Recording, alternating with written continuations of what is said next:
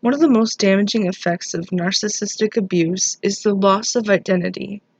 The victim becomes so consumed with pleasing the abuser and maintaining their sense of safety and security that they forget who they are and what they stand for. This can result in a feeling of being lost and disconnected from one's own sense of self, causing immense harm to the soul. Furthermore, narcissistic abuse often leads to a sense of hopelessness and despair. The constant manipulation and exploitation can make the victim feel as though they are trapped and no way out.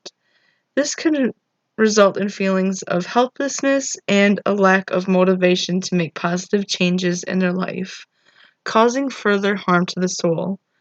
This is why it's so important to spread awareness about narcissistic abuse, and you can help in doing so by hitting the like button and subscribe.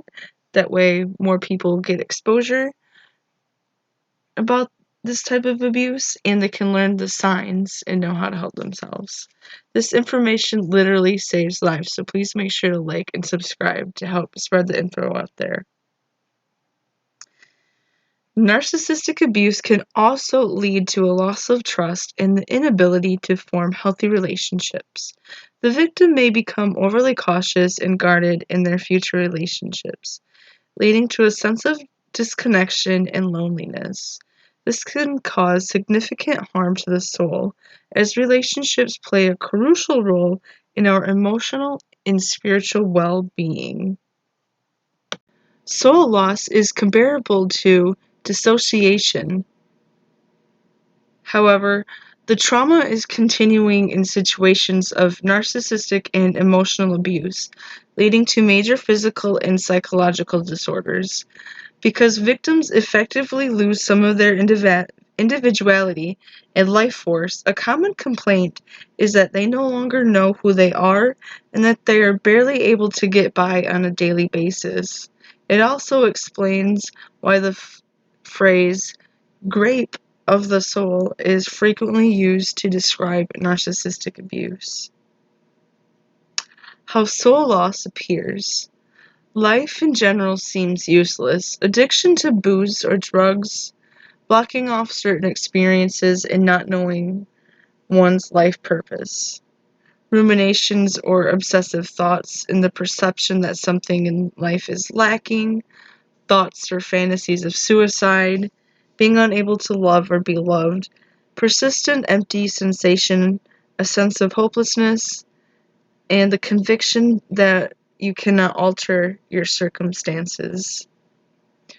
What transpires if a soul is lost? One way to describe a soul loss is a kind of fragmentation that might happen following a trauma. Though it can be psychologically categorized as dissociation, it serves as a mechanism by which humans learn to endure unpleasant occurrences. The soul might disconnect when we exhaust ourselves, physically, mentally, emotionally, or spiritually, and have wandered from our mission or go through a traumatic event. Here are signs you're dealing with soul loss. Self-neglect. When your soul is lost, it might be very difficult to take care of yourself, whether it's fighting to get dressed or to make time for yourself or outright ignoring your health. This is when a person who is living a certain way puts their health, safety, and well-being at risk. You stop taking care of yourself. You don't have a good hygiene, and you let your appearance go. And you could also lack adequate food or living situations. The next sign is depression. Depression, particularly clinical depression, is a telltale indicator of a lost soul, which should always be diagnosed and treated by a mental health professional. This includes a range of perceived emotions, such as a sense of directionlessness, worthlessness, or purposelessness. You'll find yourself withdrawing from things you enjoy. You may also start to isolate yourself socially, be more agitated, get upset easily, not be able to concentrate, and you could even experience changes in appetite. You could also have a difficulty adjusting. Struggling to adjust to life after a terrible occurrence, would be another indication that someone is dissociating because soul loss can arise from trauma. This is where a person feels overwhelmed and has trouble adjusting to life after a traumatic experience. It may be extremely difficult to deal with it. Negative thoughts and low energy. Again, some people may feel depressed if their soul is lost, but other trauma responses can arise as well, depending on the person. Some people get really anxious. Maybe some people get insomnia. Maybe some people get deep fatigue and depression. It kind of manifests in different ways. You might have trouble recalling details after abuse or overly negative thoughts about yourself and the world. The fundamental issue is that your energy and resource levels are extremely low, making you more susceptible to negative thought patterns and low energy. Disconnection. Circumstances that are out of alignment with your soul, such as violent relationships, a toxic workplace, or simply neglecting your genuine hobbies and interests, can result in a lost soul. That has the potential to seriously damage your soul and spirit on so many levels. You may have trouble connecting between your thoughts and memory. You may feel completely helpless and powerless and lack a sense of identity. Difficulty being present. Persons who are experiencing soul loss can find it challenging to remain present in daily life. We frequently have a very low energy reserve, making it difficult for us to manage our lives, feel good, and be present.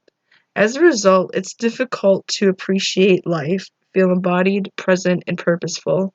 You might find yourself dissociating and thinking about what happened in the past.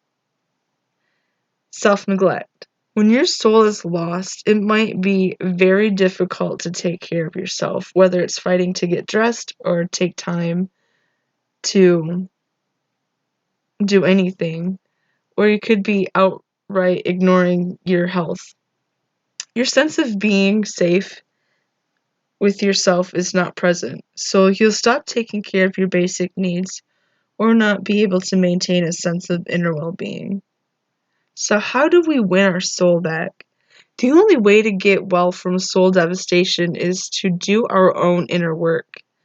No one else can do the work for us, and if we don't do it for ourselves, then we're going to remain in the same negative thought patterns, and we're not going to see any changes.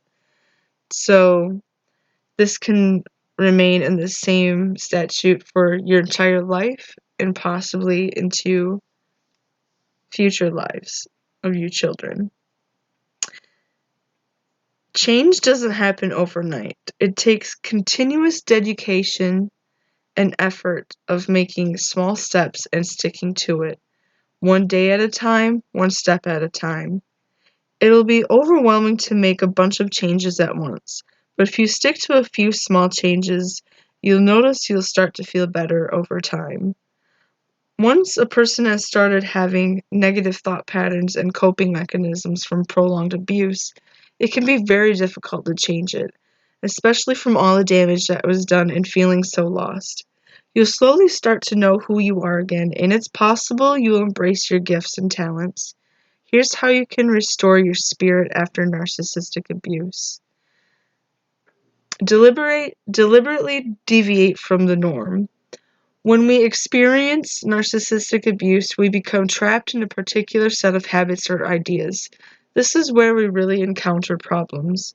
We're trained to perceive ourselves as the narcissist in our lives, and as a result, their destructive behavioral patterns become established in us. You'll need to intentionally go outside of these behaviors and beliefs if you want to achieve your goals in life. You must learn to purposefully act and seek in ways that are unusual from the norm. Trying to ignore the situation won't help. In order to alter how your life is unfolding, you must be alert, proactive, and connected. Minimizing harmful influences. We must work to reduce or eliminate as many bad effects as we can while expanding the positive space in our lives. Stop spending time with people that bring you down and other narcissists who just see you as a source of supply. Retrace your steps. Think about the extent of your life and how people, places, and things in it are affecting you. Is your profession undermining who you are? Is everyone you know a taker? Never come out in your defense? Where did your thinking patterns come from? What are your unhealthy coping mechanisms? And what led you to use these coping mechanisms? How has your negative coping mechanisms harmed others? And who are the ones who truly caused you harm? So that you can stand on your own 2 feet once more, you need to get rid of anyone who encourages you to stay small, puts you down, or mocks your attempts at self-improvement. Cut back on the bad influences in your life. Delete them. If you're unable to eliminate them, try limiting their access. Keep your work to yourself when it comes to them and push them to the margins. Enter an optimistic frame of mind. Too many people fall short of their goals of rehabilitation because they hang out in the dark. Being caught in those cycles inhibits you from taking genuine action and making changes in your life, regardless of whether you're still connected to the narcissist who are causing the suffering or you are just being in negative environments and experiences. You must leave the negative surroundings. So you need to get rid of toxic people, places, and things. And you need to enter more uplifting ones. On the surface, you need your body to be able to relax in order to think clearly. Planning and understanding your experiences can be done once you have some peaceful time. If you're still surrounded by a disorder in both your relationships with others and yourself, don't expect to discover serenity. You should look for a quiet area to recover and think things over.